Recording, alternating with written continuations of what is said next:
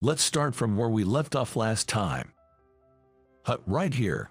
Before I knew it, she came up behind me, taking the coffee cup from my hand, and looked at me with moist eyes.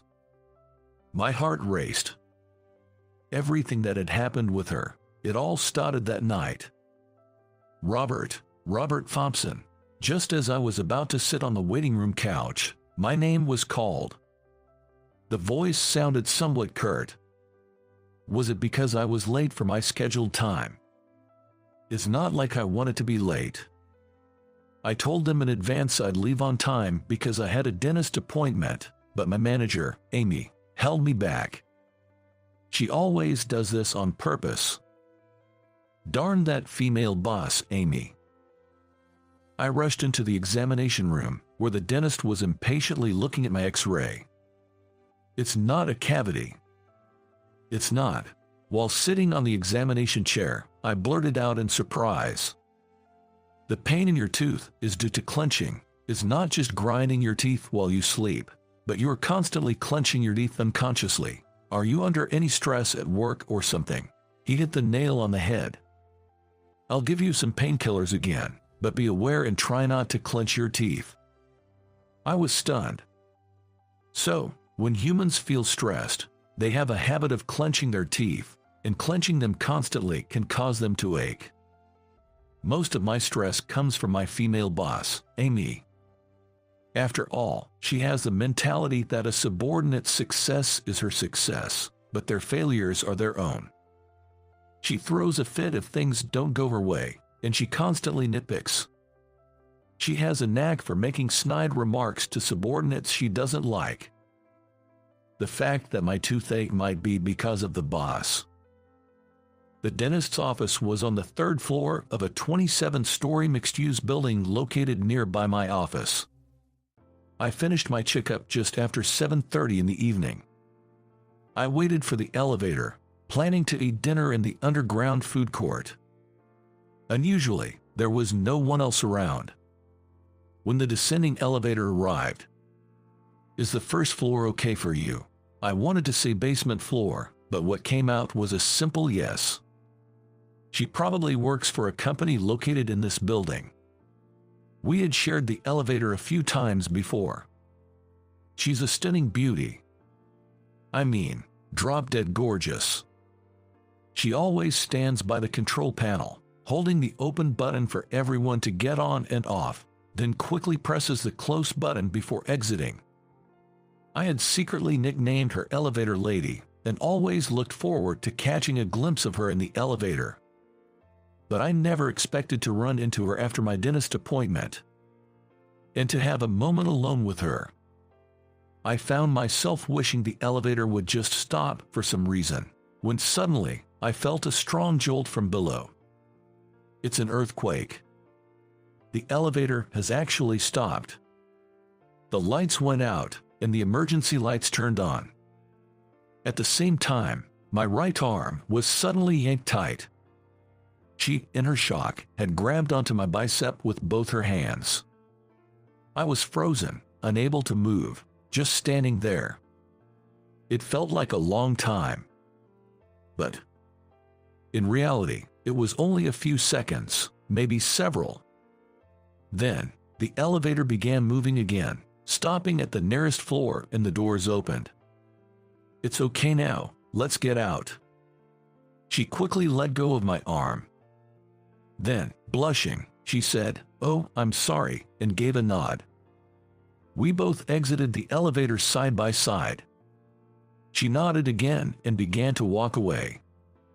"Excuse me." Before I could think, I had called out to her. She stopped and looked back at me, and I said, If you'd like, maybe we could grab a meal together." She looked puzzled and tilted her head. "You know, since we both got scared, but I guess that's a bit forward, isn't it?" I felt like I was about to burst into flames. I've never tried picking up anyone before. "Do you think the restaurants are still open?" After that quake. And so, we headed to the underground food court. The places were still operating as usual. Wanting to impress, I chose an upscale-looking sushi restaurant. I'm sorry about earlier. Hut, for what? For grabbing onto your arm. Don't worry about it. It's not a big deal. She continued, a little shyly, with a smile on her face. It's been a while since I did that. I used to do it all the time as a kid. I would just cling onto anyone without thinking, but when I was 6 or 7, I'd get separated from my parents at a fair. I thought I was holding onto my dad's pants in the crowd, but it turned out to be a stranger. So, you got lost because of that? When I asked, she replied, yes, it was a college-aged guy. He took me to a lost children's area and stayed with me until my parents came. I clung to his arm the whole time. I started to say, you must have been, but I caught my words, hinting that she must have been adorable. My dad scolded me a lot afterward. He said grabbing people's arms like that is a sign of being spoiled. Don't rely on others. Stand on your own 2 feet, he told me, and that's when I tried to break the habit of clinging to people. So, was today the first time since then?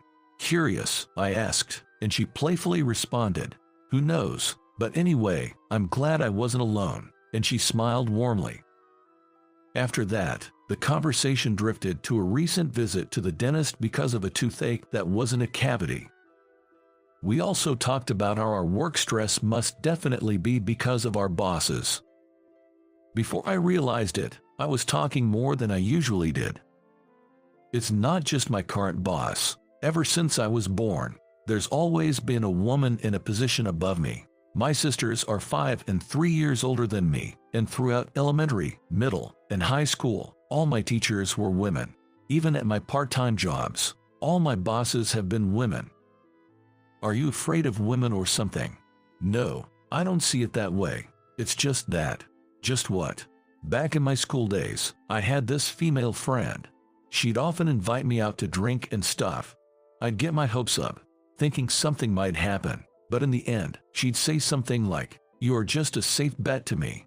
She listened to my lighthearted story with a smile on her face. Every once in a while, she'd brush her hair behind her ear with her right hand. I noticed a small mole on the back of her hand, right around where the base of her thumb is. "Are you sure you're okay with it?" She had suggested splitting the bill, but I declined, saying, "I was the one who invited you." We had forgotten to even exchange names. I couldn't tell her that I'd seen her around before. "Thank you so much for today, and for treating me to dinner." "No problem. Thank you too." She walked toward the train station, looking back and waving 2 or 3 times. Each time, I wanted to call out to her. I wanted to stop her and exchange contact details. But I thought, maybe I'd be bothering her or she might reject me.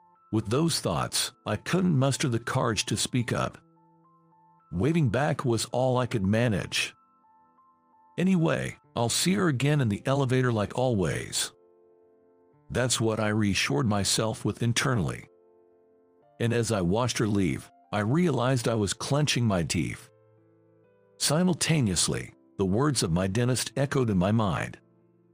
Be conscious not to clench your teeth. From then on, with a strong desire to meet her again, I'd find reasons to slip out of work and head to that building next to our office. But for some reason, I never bumped into her in the elevator again. Then, one day, "Hey, Robert." While I was working on an urgent task at my desk, I was called by the laid-back voice of Amy. When I reached her office, "You're being transferred to our subsidiary." Amy, with a faint smile, handed me the notice of my job reassignment. "Look, it's that underperforming company. Being sent to such a low-level company, I really feel for you, but maybe it's just right for someone like you. Anyway, use that little brain of yours and make sure the handover is smooth, okay?" My successor was a man from the department next to mine, newly hired mid-career. When the handover process began, he was quick to grasp things and had a pleasant demeanor. He was also fairly well received by our clients. My only concern was that he seemed a bit timid. 2 weeks later, I started at the subsidiary I was assigned to.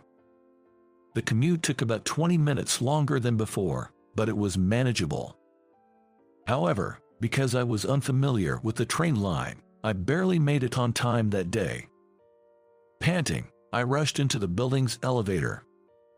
Our office was on the 7th floor. As I reached to press the elevator button for the 7th floor, I noticed the light for that floor was already lit. Going to the 7th floor, I was addressed by a woman standing in front of the control panel. I replied with a nod and looked up at her. What? Why? It was her, the woman from that night of the earthquake. It was a small building. Each floor was occupied by just one company. I've been working for the company on this floor for about a month now. Oh, really? Are you Robert, by any chance? Yes. I had heard someone was being sent here from the parent company. I finally understood the situation from what she said. For a moment, I was taken aback, thinking, could such a coincidence really happen? I'm Emily, the head of Sales Division 1, Team 3 at your new assignment. Unbelievable. She was my new boss. I later found out that the company I was transferred to had business dealings with the company she had worked for until a month ago. Her previous company was a small one, just a tad bigger than a sole proprietorship. The owner of that company had gotten old and decided to shut it down. So, my new company recognized her talents and recruited her. After you. When the elevator reached the 7th floor, she pressed the close button and motioned for me to exit first. Feeling a bit embarrassed, I caught her giving me a warm smile. Thus began my new chapter in life, but our relationship remained strictly professional. Then, one day, she uncharacteristically raised her voice on the phone, saying things like, "That's why it's impossible. At the very least, you need to go through HR." Before hanging up, I approached her with some documents I needed to submit and asked, "Is everything okay?" "No, it's nothing major. I'm sorry for raising my voice." She was clearly flustered. I was curious, but I didn't press further and left her office. At that moment, my phone buzzed in my pocket. It was a call from a colleague from my old department. I stepped out into the hallway to answer. "Yes, this is Rob. Hey, we've got a situation here." Despite saying it's serious, that voice sounded oddly amused. "Weren't you having a phone dispute over there just now?" Yeah, kinda." "The boss called. That guy Jack, he up and quit the company." Jack was my successor, and I was concerned about his timid nature. So the boss lady is fuming, yelling, "What's going on? How can he be so irresponsible? Doesn't anyone know? Guess it's your fault, huh?" It was the first I'd heard that Jack had become the boss's target. "Yeah, he took over right from you." I genuinely felt bad for him, but as I was wondering why the boss had called in the first place, my former colleague explained. "Since he left so suddenly, we don't have anyone to fill his spot, so they tried to bring you back here for the time being, but you turned them down flat. Amy is steaming mad right now." It all clicked, and I went back into the room. Our eyes met. I felt the need to thank her and gave a nod of appreciation. It didn't take me long to adjust to the new workplace. Perhaps due to the absence of the previous stressors, even my toothache ceased to bother me. Most importantly, work became fun. Of course, because seeing Emily at work was a highlight. And she truly was a catch, always efficient at her job. And providing clear instructions to us, her subordinates. Yet, she never acted arrogant. A stark contrast to that bossy lady back at my old place. The vulnerable image I had of her from that night of the earthquake was nowhere to be found. My secret feelings for her only grew. But I thought they were just unattainable dreams. However, oh, my wallet. On my way home from work and about to hop on the subway, I realized I forgot my wallet at the office. In a rush, I headed back to the company to find Emily there alone, elbows on the desk and her head cradled in her hands. "You are still here?" "Oh, yeah, just lost in thought." "What brings you back, Robert?" "Left my wallet." "I see." I grabbed my forgotten wallet from the drawer and asked her if she was leaving soon. "Maybe I should." "Wait up, let's head out together."